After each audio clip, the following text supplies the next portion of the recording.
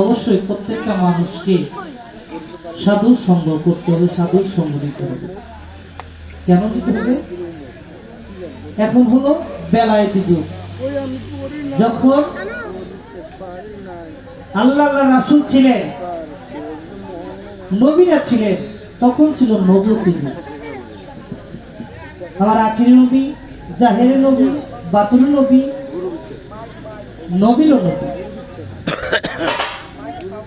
নবী করিম সাল্লাল্লাহু আলাইহি ওয়াসাল্লাম যখন উফাত নিলেন, রাত্রে ঘুমিয়ে কথা বলেন না, মাইক একটু দেন, মাইক একটু সাউন্ড করেন। রাত্রে ঘুমিয়ে উনি বিদায় হজ, ওনার শেষ বিদায় হজ করার পরে উনি গাদিরে ঘুমিয়ে বলে গেলেন, ঘোষণা দিলেন। কি ঘোষণা? এই হজ করা আমার শেষ। আমার যারা উম্মত আছে তাদের কাছে আমি দুইটা জিনিস রেখে যাচ্ছি। একটা হলো আল্লাহর বাণী কোরআন, আরেকটি হলো আহলে বায়াত। তখন বলেছিলেন আলী করিমুল্লাহ ওয়াজু, ওনাকে ডাক দিয়ে দাঁড় করায় হাতে ধরে বলেছিল, আমি যার মাওলা আমিও তার মাওলা। আমাকে যারা ভালোবাসে, আমার আলীকে ভালোবাসলে আমাকে পাইবা। এই ওইখান থেকে আসলো বেলায়েতি যুগ, প্রিয় মুর্শিদের যুগ, অলি আল্লাহর যুগ। নবীজিরে দেখছেন কারা কারা? একটু হাত উঠান তো দিন। দেখছেন? করতে পারবেন না। মুরিদ হয়েছেন কারা কারা? একটু দেখান তো দিন। হ্যাঁ, মুরিদ হয়েছেন আপনারা, নবীজিরে দেখেন নাই? হ্যাঁ দেখছেন? ও আচ্ছা আচ্ছা, আলহামদুলিল্লাহ। হ্যাঁ আচ্ছা আচ্ছা।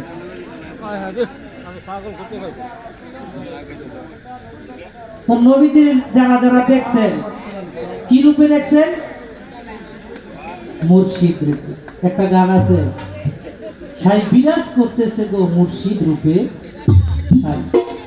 আর আল্লাহ পাক নিজেই বিরাজমান মুর্শিদের রূপে। আমার নবী করিম সাল্লাল্লাহু আলাইহি ওয়াসাল্লাম বিরাজমান মুর্শিদের রূপে। তাকে একটি গান করে আমার ভাই গানের ফাঁকে একটি কথা বলছিলেন। কথাটা হলো যে আগে কপাট মারো কামের ঘরে। আমার ভাই উপদেশমূলক মহাজনী একটি গান রাখলেন। আমি শিষ্য পদের একটি গান ভাইয়ের কাছে রাখি।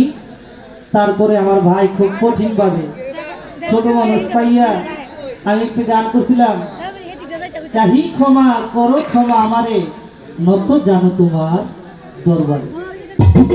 এখন ওনার প্রশ্ন হলো, কি হয়েছে ও ভাই?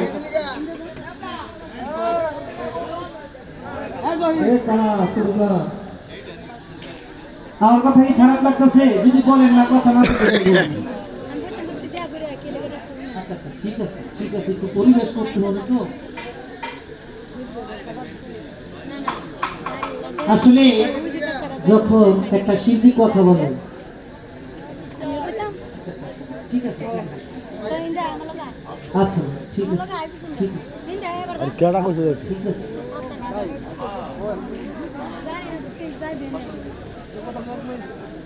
তাকে একটি গান করি, তারপরে বাইরের প্রশ্নের জবাব দেওয়ার চেষ্টা করবো। ছোট মানুষ কোরআন থেকে আমাকে একটি পয়েন্ট রাখলেন যে কোরআনে কোন সূরার মধ্যে নত জানু বলা হয়েছে? কোন সূরা? এটা কি মাদানী সূরা না মাক্কানী?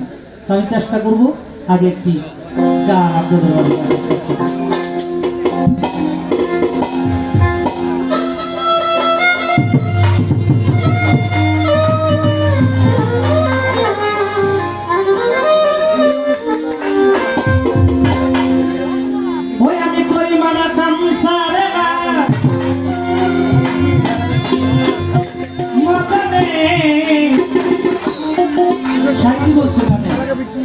কপাট মারতে বলছে, আমি তো কপাট মারতে পারি না, কপাট মারার কৌশলটা কি এটা আমি আপনার কাছে জানতে চাই। শুধু এখানে না, আপনি যেহেতু বড় ভাই, আপনি আমার কাছে জানতে চাইছেন আমি ছোট মানুষ, তা ছোট মানুষের কাছে যদি আপনি জানতে চান তাহলে আপনার বড় ভাই আপনার কাছে আমি বেশি বেশি জানতে যাবো। কি করা করা এই করিমানা কামছা রে না মদনে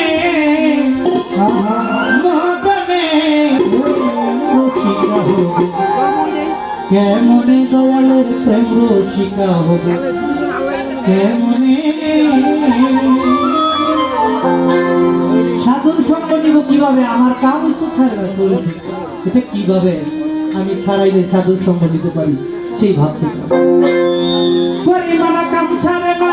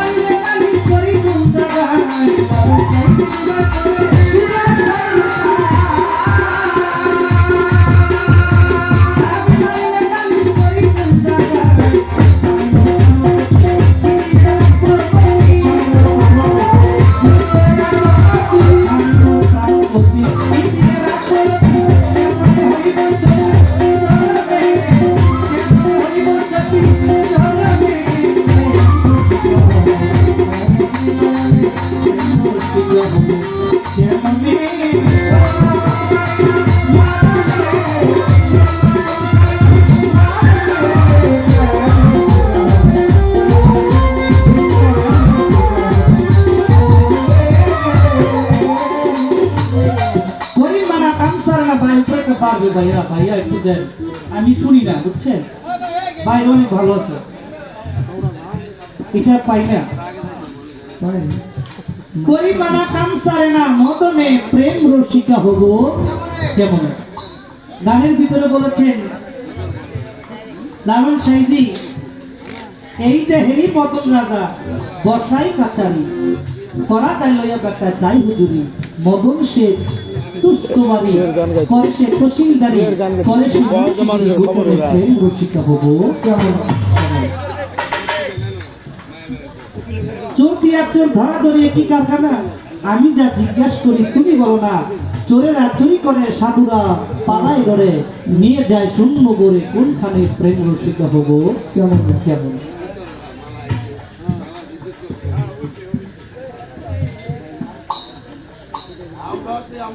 আমার মিতা দাদা ভাই, সুমন ভাই, সাইজের গান শুনে আমাকে 500 টাকা দিয়ে দেওয়া করে। মার বাবা, মার বাবা। আমি বলতে